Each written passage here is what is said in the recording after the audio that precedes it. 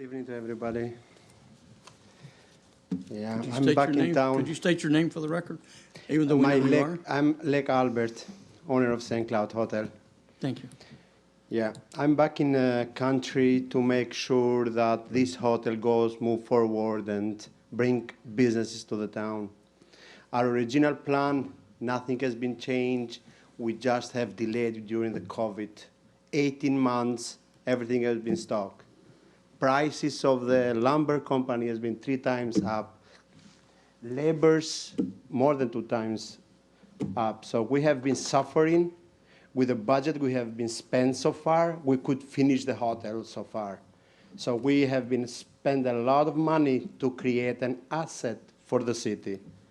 So this is the short history of the hotel for last 2 years. So what we did, last presentation that we have made with the historic district for the facade, we have done, let's say, the maximum we can to add value to the main street and to the city of St. Cloud. So we didn't go to the typical renovation, we go deeply renovation to build another building inside of the building. So in this case, we try to save all the bricks, who brings thousands of bricks, are thousands of memories of all St. Cloud population. So we tried hard to keep this in life. And you have been seeing so far. So we have conversation with our project manager, like, what we're going to do with the St. Cloud Hotel. I said that we're not pulling back. We're going to finish it. We're going to call it luxury hotel, boutique hotel. We cannot call it 5-star because it has been designed 110 years back. So that's going to be a jewelry for the city. I keep saying the same because I'm seeing it. The quality of the job, I see already some of the members have been visiting. So it's going to be an asset. And it's not my hotel. You're going to join seeing every day other business owners already asking, jump into the country, to the city.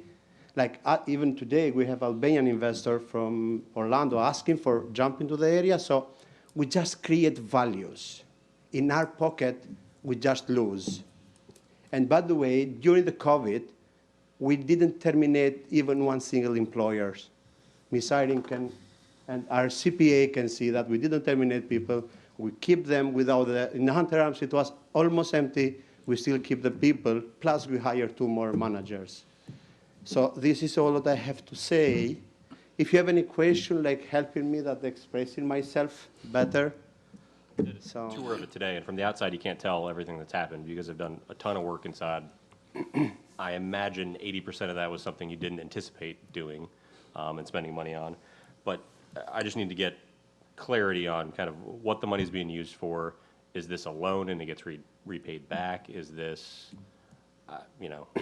just a grant, and then a completion timeline of when this can get open? Because even if we put $300,000 into it, there's way more than $300,000 worth of work that has to happen. So, like, when does it get done? Mr. Sturgeon, I think you'd like to. No, I think you were asking Mr. Leka a question. Yeah, Okay. so, answer is there that in order to conclude to a final and bottom line, we need to be compared with other businesses around. For example, you have a lot of building that's been renovated lately for last 10 years. We need to be compared so we can actually see the exact value what we are creating. I will give you a simple example. If we go to the original traditional repairing, as the last 40 years, 4 owners has been doing in the St. Cloud Hotel, we could reach to the conclusion to have $150,000 per month turnover in rooms. That means 6.5% tourist taxes, sale taxes 8%, going to come directly to the city.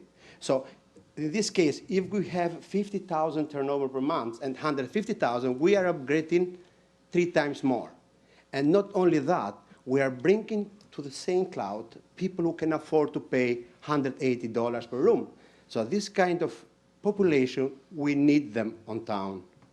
We want to our children, we want to upgrade, we want that. I mean, that has to be in this way. So that's why, as an investor, as I keep saying also the other meeting, like before 2 years, I could invest this money somewhere else in Osceola Country, buying a land and building a hotel, and typical hotel, the country style. You're going to have this everywhere. I try to save as much as memories as I can. Even with the ballroom, we created exactly the same as it was before. Walkway, we save all the wood. You know how dollar has been expensed to save all this wood and clean them up and to have them for the furniture? So it's your hotel. I mean, what else I can say? It's jewelry for the city. You can enjoy it every day seeing, and you can enjoy it. Like, and you have the taxpayer jumping to the city. So this is all that I can say. Councilmember Trace? And thank you, and I appreciate that, and the investment you guys are making, but typically when I'm making an investment in something, I get more than just a line on a sheet that says $300,000 for the return that's going to come in with a timeline and budget and everything. Well, So it's yeah, that can be. Actually, right now, we're paying taxes in St. Cloud Hotel around $8,800 per year. With our investment, you're going to have per year $55,000 to $65,000 per year.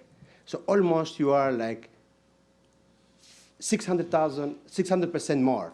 So you are helping us, and we really appreciate and spending your time and hearing me, but also you are increasing the tax value. The income is going to be 6 times more than it is right now. Oh, and I don't doubt, like, Yeah. this project will pay back. You guys will make good money. Can I help? There will be tax answer revenue. your question? It's, Because I also think that he's. Step up to the mic, please. Yes. Hi. So If you'll share your project name. manager, so Yeah. you know Mateos already. So Okay. may I sit, and if there is another question, I can come up. Perfect. Thank you. Hi, Matteo Hodo, project manager. I think I've met every single one of you. I've shown you the building. To answer your question, I don't have, truthfully speaking, I don't have a number for you to tell you that I want an X amount. What I want is to protect what I build. And I've explained to you all the situation that we're at right now, where we're running out of time on the underlayment for the roof, we're running out of time on the waterproofing of the sheathing on the outside, and I want to stop the water from getting in the building. So what I want is a commitment to help regenerate the facade on the outside, because it's a mutual investment for both the city and for us. I would like almost a commitment to help with roof, windows, and stucco on the building. The market, it's crazy right now, as you all know. Materials, prices are changing. So I want to keep it very kind of simple and very straightforward, to where you can hold all the funds, to where I can hire who I would like to hire to create the quality of product that I would accept on this project. I would want to hire somebody that will do a long-lasting quality work. So basically, the roof is going to be a metal roof that will have a lifetime guarantee on that and a 50-year guarantee on the color. The windows, I want to put a lifetime window on the building that's wood on the inside and aluminum clad on the outside with a lifetime finish on the product. I would like to do a stucco job that will last on that building probably the same amount of time. And I think that after all of you have seen the building, you probably realize that it's a product that will be in that same condition that it's finished for a really long period of time. And what Albert was trying to say is that we did some research and did some appraised value from the Osceola County and what the tax rate would be with the new appraised value of what it would be when it's finished. So the increase in tax pay is tremendous. So he was basically trying to say the benefit that you would get. But what I want to remind everybody, and what my goal with this building is, it's truly reviving the building to what it once did for this city. And I would like for all of you to understand that I want this building to really become a building that gets a lot of love and care from the community, and not be the building that everybody in the community like hates. And it's so sad to see a building go like that. And you promising us to help fund this without having a certain number in a way, but making more of actually reviving this project together.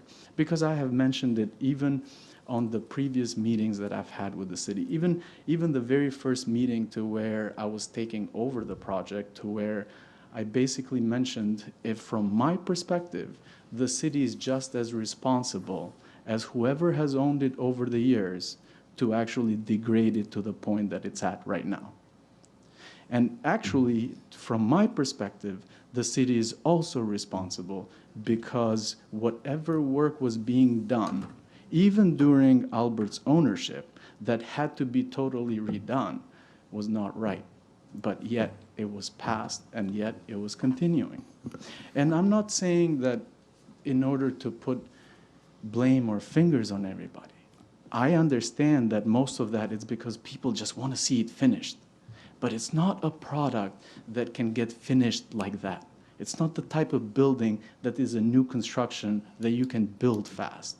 It's the type of building that needs love, it needs care, it needs a lot of thought behind everything that happens, because every single piece of wood that you move, it creates movement on the other parts of the building, that it all needs to be thought out and carefully done. So I need you to kind of like truly, really like grasp that it requires all of us to really bring it to life, and for it to be really become a community asset, to where it does for the city what it once did, because it's really the building that built this city. And everybody in the city has forgotten to be grateful to it. And I appreciate what you guys have done in the building. I know you guys have put a lot of thought and care into the design and the implementation, and you guys are going down the right path and doing everything top notch. It's just a matter of, if this was a bank and you came to a bank and asked for $300,000 without a budget, a schedule, anything, like, what do you think the response would be?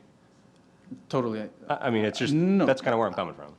I totally understand 100%. So when the project stopped, I was getting quotes for the roof. And even the roof, the underlayment that's on, even that company that I hired to do that roof, would not guarantee that price. And actually, as a matter of fact, I'm meeting them tomorrow because the price has changed. So understanding kind of everything that's going on in the world right now with COVID and how unstable everything is, it's also